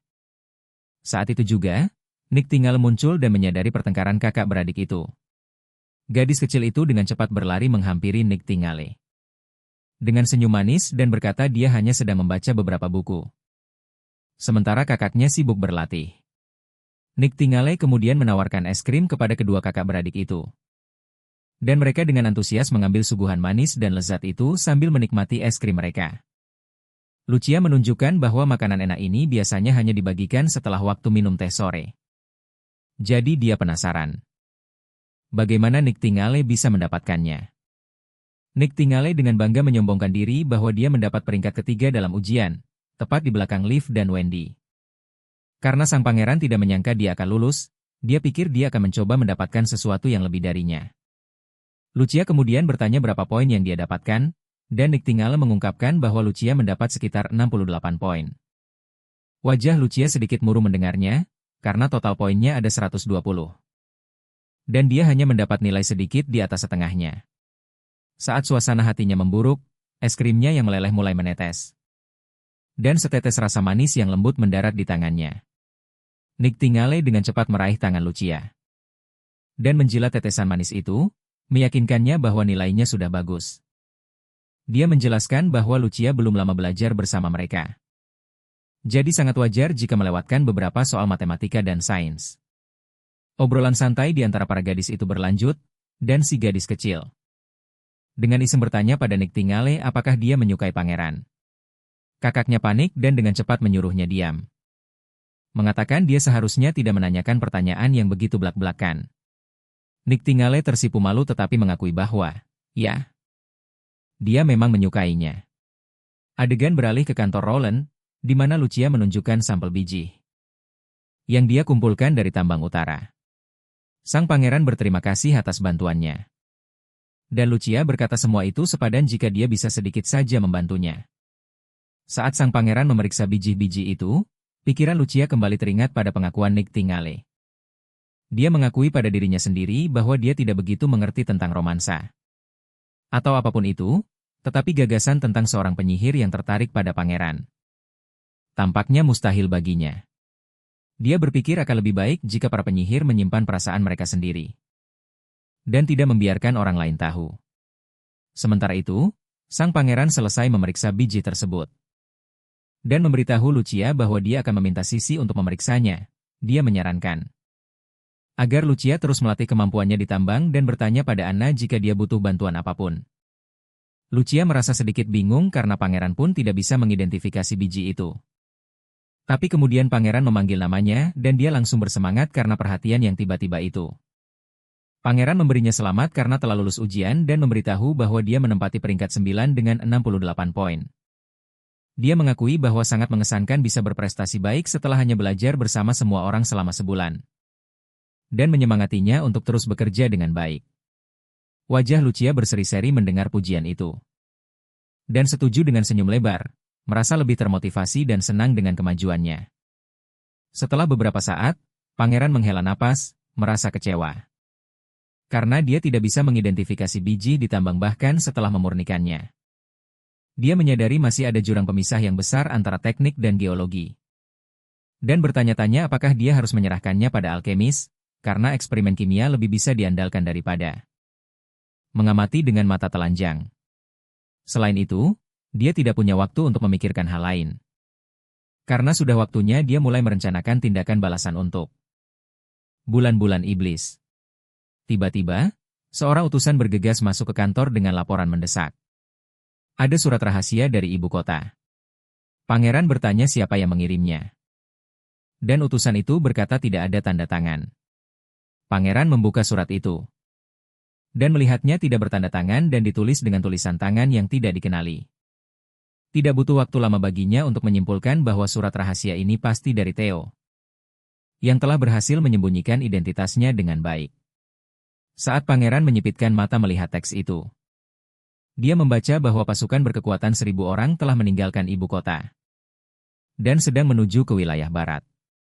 Adegan berikutnya beralih ke tepuk tangan dan sorak-sorai yang bergema dari para penonton, merayakan penampilan gemilang para aktor panggung.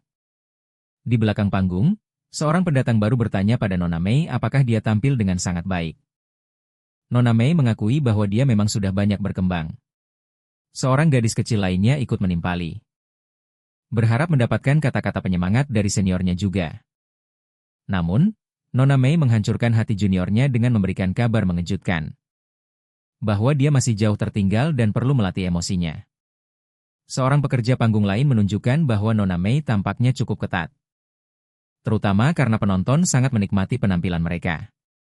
Aktris senior itu mengingatkan pekerja panggung bahwa banyak dari penonton ini adalah rakyat jelata yang belum pernah merasakan teater sebelumnya, jadi ini adalah pengalaman baru bagi mereka. Dia menambahkan bahwa jika penonton mereka adalah kaum elit, kesalahan panggung mereka akan membuat mereka dalam masalah serius. Tiba-tiba, seorang aktris lain masuk. Tanpa basa-basi, dia langsung mulai memarahi Nona Emae dan krunya. Menyebut mereka sebagai aktor kelas 3 yang tampil di tempat kumuh seperti kota perbatasan. Murid Nona Emae terlihat jelas kesal dengan ini, tetapi wanita sombong yang dikenal sebagai Bella Dean itu semakin mengejek mereka. Dia mempertanyakan apakah mereka bahkan tahu posisi mereka. Dan menegaskan bahwa tidak ada dari mereka yang cocok untuk kota besar seperti Benteng Longsong. Dia menekankan bahwa teater Longsong tidak menerima aktor kelas 3. Dia bahkan mencemooh drama mereka. The Diary of a Witch menganggapnya buruk dan tidak layak untuk diperhatikan. Dia melanjutkan omelannya, menuduh Nona Emae menyebabkan penurunan pendapatan teater karena tampil di kota yang begitu kotor. Menurutnya, tidak ada bangsawan yang mau menonton pertunjukan dari teater yang juga tampil untuk rakyat jelata tanpa memungut biaya sepeser pun. Dan rakyat jelata ini tidak lebih dari monyet di matanya. Tapi Nona Emae tidak tinggal diam. Dia membalas, menegaskan bahwa Bella sombong dan tidak tahu apa-apa. Dia menunjukkan bahwa manajer teater memiliki kesepakatan dengan Pangeran Rowland dan Duta Besar Petrov, yang bertanggung jawab atas Benteng Longsong. Dia meyakinkan Bella bahwa setiap kerugian pendapatan akan ditanggung oleh kota perbatasan. Dia lebih lanjut menyuruh Bella untuk sadar diri dan berhenti berlarian seperti ayam tanpa kepala. Karena bagaimanapun juga ini adalah kesepakatan bisnis. Dan mengenai reputasi. Nona Emae dengan bangga menambahkan bahwa hanya aktris kelas 2 yang akan khawatir kehilangan reputasi mereka. Dulu saat dia tampil di ibu kota, para elit tidak pernah puas dengan pertunjukannya. Terakhir, dia mengungkapkan sebuah fakta mengejutkan. Bahwa The Diary of a Witch ditulis oleh Pangeran Rowland sendiri, jadi dengan menjelek-jelekan drama itu. Bella tidak hanya menghina naskah biasa, dia menunjukkan penghinaan terhadap keluarga kerajaan. Yang mana, bisa dihukum oleh undang-undang. Tapi Bella melanjutkan omelannya, yang akhirnya berujung pada tamparan keras di wajahnya dari Nona Emae. Setelah melayangkan tamparan itu, Nona Emae menarik napas dalam-dalam, melepaskan semua frustrasi yang telah menumpuk. Di dalam, para anak buah Nona Bella diam-diam memperingatkan Mei bahwa dia sudah melewati batas dengan menampar sesama aktrisnya. Mereka mengingatkannya bahwa wajah seorang aktris adalah asetnya yang paling berharga. Dan dia tidak bisa seenaknya menampar orang. Meskipun Nona Mei dalam hati mengakui bahwa dia bertindak gegabah, dia tetap tidak berniat meminta maaf kepada wanita murahan ini. Dia juga teringat waktunya bersama Pangeran Charter. Mengingat bagaimana pria mungkin terlihat berotot dan kuat, tapi kelemahan mereka ada di mata dan tenggorokan. Jika harus berurusan dengan para anak buah ini, dia yakin bisa menjatuhkan mereka dengan satu tendangan. Jadi dia tidak goyah dan maju untuk menghadapi mereka. Tapi saat itu juga, Pangeran Charter muncul. Dia mengumumkan bahwa dia di sini untuk menangkap siapa saja yang menghina Pangeran Rowland atau bersekongkol melawan kru teaternya. Bella dan kedua anak buahnya terkejut melihat ksatria pangeran, dan Bella cukup yakin mereka dalam masalah besar. Karena dialah yang meremehkan drama sang pangeran. Malamnya, Ksatria Charter dan Nona Mei bersenang-senang bersama, mengobrol dan menikmati kebersamaan satu sama lain. Tapi kita tidak tertarik dengan urusan bucin mereka, jadi mari kita langsung lompat ke 2 hari kemudian. Di dalam kastil kota perbatasan, perwakilan dari 5 keluarga telah berkumpul dari seluruh wilayah barat. Pangeran Rowland mengungkapkan bahwa dia telah menerima informasi yang dapat diandalkan. Intel yang menunjukkan bahwa Timothy telah mengirim tentara ke Benteng Longsong. Jumlah mereka tidak jelas, tapi tidak diragukan lagi mereka datang untuk menyerang kota perbatasan. Dia menjelaskan bahwa strategi khas Timothy melibatkan penculikan rakyat biasa untuk memperkuat pasukannya, lalu membuat mereka memakan obat dari gereja. Obat ini, yang dikenal sebagai pil merah iblis, memberikan kekuatan kepada rakyat biasa. Bahkan lebih besar dari kekuatan ksatria, tapi efek sampingnya fatal dan tidak dapat diubah. Timothy berencana untuk melemahkan kekuatan wilayah barat dengan mengubah siapapun yang tidak berguna baginya. Menjadi prajurit mengamuk yang dibius, membuat semua orang di sini dalam bahaya. Sebagai pemimpin wilayah barat, Pangeran Roland menginstruksikan semua perwakilan untuk memobilisasi personal mereka ke dalam benteng. Dengan begitu, Timothy tidak akan bisa memperkuat pasukannya. Salah satu anggota menyuarakan keprihatinan, menunjukkan bahwa mereka tidak punya cukup makanan dan persediaan untuk menopang langkah seperti itu, tapi Pangeran Roland menegaskan bahwa mereka harus membawa semua yang mereka bisa. Dan mereka hanya punya waktu 3 hari untuk melakukannya. Setiap rakyat jelata harus diangkut ke kota.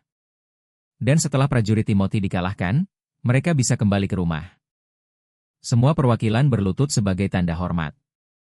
Dan setelah mereka pergi, Pangeran Roland menoleh ke kapten pasukannya, Iron Axe, dan menjelaskan bahwa pasukan kali ini berbeda dari yang terakhir mereka hadapi. Prajurit Timothy saat ini sedang berlayar menyusuri sungai Redwater, berencana untuk menyusup melalui kota Willow. Dia menjelaskan bahwa rute ini sangatlah rumit. Karena begitu mereka melewati percabangan sungai, mereka akan punya pilihan untuk menyerang benteng, gerbang selatan dan timur, atau lanjut ke barat untuk mengepung kota perbatasan. Untuk menghindari penyebaran pasukan mereka yang terlalu tipis, Pangeran Roland menekankan bahwa mereka perlu memfokuskan prajurit terbaik mereka untuk menyergap musuh di percabangan sungai Redwater. Karena itu adalah titik paling strategis untuk pertahanan yang berhasil. Dia menjelaskan lebih lanjut bahwa Lightning dan Magie akan mengawasi pergerakan musuh. Jadi mereka tidak perlu menempatkan prajurit tambahan untuk pertahanan. Sebaliknya, mereka hanya perlu menyiapkan penyergapan untuk satu serangan penentu. Dia juga mencatat bahwa benteng Longsong akan membutuhkan 100 prajurit untuk mengawasi para bangsawan, jadi dia tidak ingin ada kejutan apapun. Saat semua orang fokus pada sungai Redwater, Iron Axe akan menangani artileri dan naik kapal di kota Little untuk menemuinya di percabangan sungai. Dan pangeran kita sendiri akan bergegas ke sana segera setelah urusannya di benteng selesai. Nick Tingale, yang terlihat khawatir, bertanya apakah pangeran benar-benar berencana untuk pergi sendiri. Pangeran mengangguk, mengatakan tidak ada orang lain yang tahu cara menangani kemampuan para penyihir seperti dirinya, jadi sangat penting baginya untuk berada di sana. Begitu kapal mereka berlayar, kita melihat semua penyihir baru bersama dengan 2 gadis yang sudah kita kenal di atas kapal. Yang memimpin operasi ini adalah pangeran kita yang bersemangat yang menegaskan bahwa meskipun dia mungkin bukan ahli dalam memimpin pasukan besar atau merencanakan serangan skala penuh, dia jelas sangat paham soal pertahanan menara dan perang tank. Yang mana itu adalah keahliannya. Perkemahan didirikan di dekat sungai. Dan tepat saat pangeran hendak memberikan sedikit penjelasan tentang apa itu tank sebenarnya, Nick tinggal menyela, mengatakan dia mengerti konsep parit dan menara, tapi sama sekali tidak tahu apa itu tank. Saat itulah pangeran kita menjelaskannya bahwa tank itu seperti kereta kuda yang dipasangi meriam. Bahkan membuat sketsa kasar di atas pasir agar semua orang bisa melihatnya.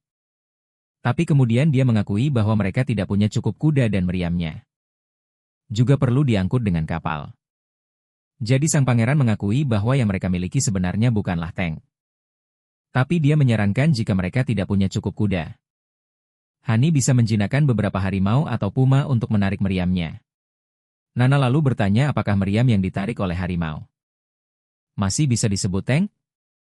Sang pangeran, dengan senyum bangga, mengatakan ya. Dan bahkan menyarankan mereka bisa menyebutnya tank harimau atau tank macan tutul. Saat itulah Lotus angkat bicara, menanyakan pada pangeran apa perannya dalam pertempuran melawan Raja Timothy palsu. Sang pangeran menjelaskan bahwa mereka perlu membuat 2 perimeter di kedua sisi sungai. Dia menggambar garis di pasir untuk menunjukkan rute musuh dan menunjukkan di mana pasukan mereka akan ditempatkan di kedua tepi sungai. Rencananya adalah melancarkan serangan menjepit yang mengejutkan dan untuk menyembunyikan semua orang. Mereka perlu membangun struktur tanah berbentuk V di sepanjang tepi sungai. Struktur ini harus panjang dengan dinding yang kokoh, dan masing-masing akan memiliki 8 ruangan. Dengan 1 jendela kecil yang menghadap ke sungai. Lotus tampaknya masih bingung. Dan mengatakan bahwa meskipun mereka bisa menyembunyikan pasukan di dalam rumah lumpur itu, mereka tidak akan bisa menyerang kapal musuh jika kapal-kapal itu tidak berhenti atau berlabuh. Kapal-kapal itu mungkin akan terus berlayar melewatinya. Sang pangeran meyakinkannya. mengatakan bahwa dia tidak perlu khawatir tentang itu. Dia menjelaskan, mereka punya segala macam senjata jarak jauh untuk menghadapi kapal-kapal itu. Dia juga menyebutkan bahwa Leaf akan menggunakan rumput liar dan tanaman merambat untuk menyamarkan posisi mereka. Sang pangeran hampir bisa mendengar musik kemenangan terngiang di kepalanya. Hanya masalah waktu sebelum Wendy memindahkan semua 16 meriam ke dalam rumah lumpur yang akan mereka bangun. Dengan daya tembak sebesar itu. Tidak peduli berapa banyak kapal yang dimiliki Timothy, mereka akan berada dalam posisi yang sangat tidak menguntungkan melawan serangannya. Musuh tidak akan punya kesempatan. Keesokan harinya, seorang ksatria mulai meneriakkan perintah agar semua prajurit bersiap untuk menyerang. Mendengar perintah itu, para prajurit dengan cepat bergegas masuk ke dalam bunker, yang sepenuhnya tersamarkan di bawah lapisan rumput yang tebal, berkat hasil kerja Lady Leaf. Di dalam bunker, para prajurit mulai mempersiapkan meriam mereka. Dan mereka tidak henti-hentinya memuji para penyihir. Mereka takjub melihat bagaimana para penyihir membangun struktur-struktur raksasa dalam semalam dan langsung memunculkan rumput serta tanaman rambat. Mereka bahkan mendengar desas-desus tentang seorang penyihir yang bisa berubah menjadi merpati raksasa. Para prajurit tidak percaya bagaimana kemampuan luar biasa ini melampaui apapun yang bisa dilakukan oleh manusia biasa. Tepat saat para prajurit sedang mengobrol dan bersenang-senang, seseorang melaporkan bahwa musuh sedang mendekat. Para prajurit bergegas mengisi meriam, siap untuk langsung beraksi sesuai sinyal dari Nona Lightning.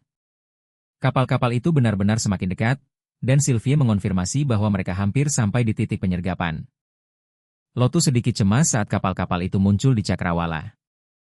Dan sang pangeran belum juga bergerak, tapi kemudian, boom!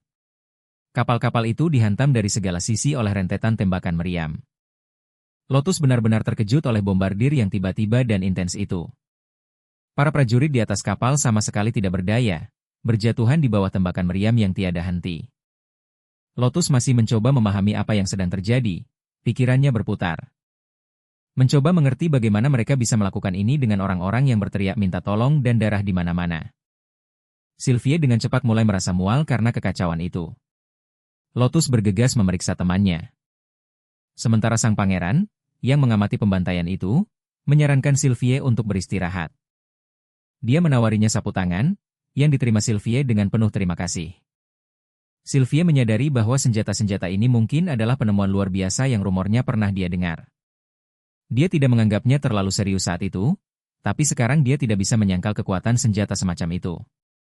Tiba-tiba, para ksatria yang selamat dari kapal-kapal itu berhamburan ke daratan, mengangkat pedang mereka dan menyerbu sisi-sisi pantai.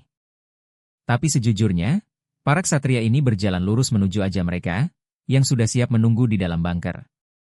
Prajurit kita mulai memberondong para ksatria dengan tembakan, musuh dengan cepat menyadari bahwa mereka telah disergap. Dan bergegas kembali ke kapal mereka, memulai mundur dengan tergesa-gesa. Sementara itu, sang pangeran mengamati semuanya melalui teleskopnya. Dia memberitahu Iron Axe bahwa sudah waktunya untuk membereskan sisanya. Jika ada ksatria kepala yang masih hidup, dia ingin mereka ditawan untuk diinterogasi. Dia juga memerintahkan Sylvie untuk pergi bersama kapak besi untuk mengawasi para prajurit musuh. Memastikan tidak ada seorang pun yang lolos. Penyihir menawan itu, Sylvie, dengan cepat menyetujui perintah sang pangeran. Dia sekarang mengerti mengapa sang pangeran begitu percaya diri dalam melindungi para penyihir secara terang-terangan dengan kemampuan militer yang begitu kuat. Bahkan pasukan hukuman ilahi milik gereja mungkin akan kesulitan untuk mengalahkannya. Jika Putri Tilly bisa menggunakan senjata sehebat itu, dia mungkin tidak perlu bersembunyi lagi. Dan musuh akan merasa hampir mustahil untuk melancarkan serangan yang berhasil. Kapak besi akhirnya kembali dari misinya dan melapor. Dia berhasil menangkap hanya 2 ksatria. Yang pertama memperkenalkan dirinya sebagai Adipati Snake. Dan segera memohon kepada pangeran untuk mengizinkannya mengirim pesan kepada keluarganya. Menjanjikan uang tebusan yang besar sebagai imbalannya. Ksatria kedua memperkenalkan dirinya sebagai Edward Shield. Dari keluarga Shield di wilayah utara, dan dia juga mengklaim bahwa keluarganya bersedia membayar uang tebusan untuk pembebasannya. Dengan nada yang menakutkan, sang pangeran bertanya kepada mereka apakah mereka berdua yang melancarkan serangan ini? Adipati Snake dengan cepat angkat bicara, menyatakan bahwa kapten mereka, Adipati Vincent, adalah yang bertanggung jawab, tetapi dia tewas dalam pertempuran. Dia memohon kepada pangeran untuk melepaskan borgol mereka, bersikeras bahwa dia ingin diperlakukan secara manusiawi sebelum uang tebusannya diatur. Namun, sang pangeran menegaskan bahwa dia tidak tertarik dengan uang tebusan. Yang dia inginkan hanyalah tujuan utama serangan itu. Dan langkah Timothy selanjutnya.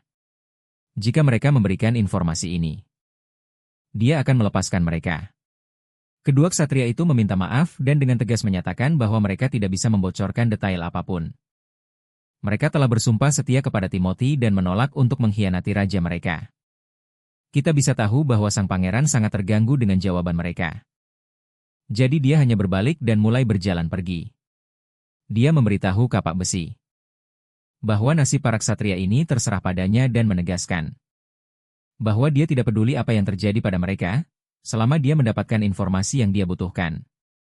Kapak besi dengan cepat setuju, menyuruh para prajuritnya untuk membawa kedua ksatria itu pergi. Sebelum mereka pergi, sang pangeran mengingatkan kapten bahwa setelah interogasi selesai, kedua ksatria itu harus dihitung sebagai korban jiwa. Bagaimanapun juga, mereka sendiri yang mencari masalah dengan menyerbu wilayah barat dan melibatkan warga sipil dalam kekacauan mereka. Keesokan harinya di kota perbatasan, sang pangeran mengetahui bahwa prajurit yang mereka kalahkan hanyalah gelombang pertama dari pasukan Timothy. Iron Axe mengonfirmasi bahwa ini sesuai dengan strategi Timothy. Wimbledon mengungkapkan bahwa Timothy mengirimkan gelombang pasukan pengungsi untuk menyerang wilayah barat, menggunakan taktik yang serupa dengan yang digunakan di pelabuhan Clearwater. Sang pangeran bertanya apakah semua prajurit itu adalah warga sipil? Iron Axe menjawab bahwa itu adalah campuran. Beberapa adalah penjahat dan pembuat onar di antara para pengungsi. Dia menjelaskan bahwa Timothy menangkap orang-orang ini, memberikan janji-janji palsu untuk menenangkan mereka, dan kemudian memaksa mereka untuk meminum pil. Dengan cara ini, mereka sepenuhnya jatuh di bawah kendali Timothy. Dan Timothy membutuhkan lebih banyak pil untuk menjaga mereka di bawah pengaruhnya dan mengelola rasa sakit dan hasrat mereka. Sang pangeran merasakan sedikit kesedihan untuk mereka yang dipaksa meminum pil itu, karena pil-pil itu hanya menawarkan penangguhan sementara, menunda kematian yang tak terhindarkan, dan dia tahu bahwa bahkan satu pil berarti mereka sudah tidak bisa diselamatkan. Iron Axe setuju, menyatakan bahwa Timothy tidak pernah menyebutkan efek samping pil itu kepada orang-orang itu. Dan semua orang ditipu untuk percaya bahwa mereka akan menerima status dan imbalan. Setelah bertarung, Duke Vincent telah meremehkan pertahanan kota perbatasan dan mengira bahwa 1.000 rakyat jelata yang dibius akan cukup untuk menaklukkan kota perbatasan. Iron Axe lebih lanjut mengungkapkan bahwa Duke Snake membocorkan lebih banyak detail selama interogasi. Timothy telah merencanakan untuk membagi rakyat jelata menjadi beberapa kelompok untuk menyerang kota sambil mengawasi pertahanan mereka. Sang pangeran menegaskan dia tidak akan membiarkan prajurit musuh manapun lolos kali ini. Karena Duke Snake adalah bagian dari gelombang pertama, dia bertanya apakah mereka tahu sesuatu tentang gelombang berikutnya?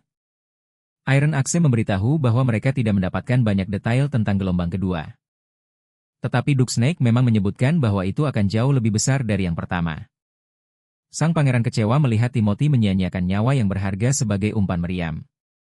Sulit dipercaya saudaranya bisa begitu ceroboh dengan pertaruhan yang begitu mahal. Sang pangeran kemudian menunjukkan bahwa begitu bulan-bulan iblis tiba, seluruh wilayah barat akan tertutup salju. Jika mereka akan menyerang, itu harus terjadi sebelum musim dingin tiba. Ini berarti dia berencana untuk mengulur-ulur pertempuran. Iron Axe bertanya apakah mereka harus mengirim seorang utusan? Sang pangeran berpikir itu tidak akan terlalu efektif. Untuk membuat Timothy memikirkan kembali strateginya, mereka perlu mengurangi pasukannya dan menunjukkan kepadanya bahwa mengirim rakyat jelata ke medan perang tidak akan berhasil melawan wilayah barat. Sang pangeran membentangkan peta dan menjelaskan urgensi dari langkah mereka selanjutnya. Dia menjelaskan bahwa dia terlalu lambat dan berhati-hati dalam menyebarkan berita tentang wilayah barat, dan merekrut lebih banyak orang untuk membatasi pilihan Timothy dalam mengumpulkan rakyat jelata untuk pasukannya. Mereka perlu merekrut dan berinteraksi dengan rakyat jelata. Sama seperti yang mereka lakukan dengan para pengungsi di ibu kota. Dia menekankan bahwa wilayah selatan yang dilanda perang adalah area paling kritis untuk ditangani selanjutnya, diikuti oleh wilayah utara. Dia berencana untuk melepaskan para tahanan untuk mengirimkan pesan yang jelas. Memastikan bahwa pasukan Timothy tidak akan mencoba serangan sia-sia lainnya. Kapak Besi menyuarakan kekhawatiran bahwa melepaskan para tawanan akan membongkar strategi dan persenjataan mereka. Namun, sang pangeran meyakinkannya bahwa Timothy tidak akan mengetahui apa-apa tentang spesifikasi kekuatan senjata dan kemampuan produksi mereka. Para tawanan yang dibebaskan hanya akan mengungkapkan sejauh mana kekuatan senjata itu. Dan bukan detail rumit dari operasi mereka. Selain itu, para tawanan ini akan membawa surat peringatan untuk Timothy, yang akan berfungsi sebagai keuntungan strategis dan psikologis. Kapak Besi terlihat bingung. Jadi sang pangeran memperjelas strateginya. Dia berencana mengumumkan tanggal tertentu untuk serangan besar-besaran dan kemudian mengepung ibu kota pada waktu itu. Ini tidak akan melibatkan pasukan pertama, melainkan serangan udara tak terduga oleh para penyihir. Dia menjelaskan bahwa meskipun kesempatan untuk benar-benar membunuh Timothy kecil, tujuan utamanya adalah untuk menciptakan dampak psikologis yang signifikan. Dengan menunjukkan kemampuan mereka untuk menyerang langsung ke jantung kekuasaan Timothy. Mereka akan menggoyahkan kepercayaan dirinya dan mengacaukan pemerintahannya. Tujuannya adalah untuk membuat Timothy merasa terancam dan tidak yakin dengan posisinya, sehingga mencapai operasi yang sukses. Melalui rasa takut dan kekacauan. Wah, banyak sekali yang harus dicerna. Aku yakin episode ini lebih berorientasi pada dialog daripada penuh aksi, dan kita tidak melihat banyak kemajuan di bidang industrialisasi. Meskipun begitu, ini adalah episode yang hebat. Kurasa memiliki pengembangan karakter.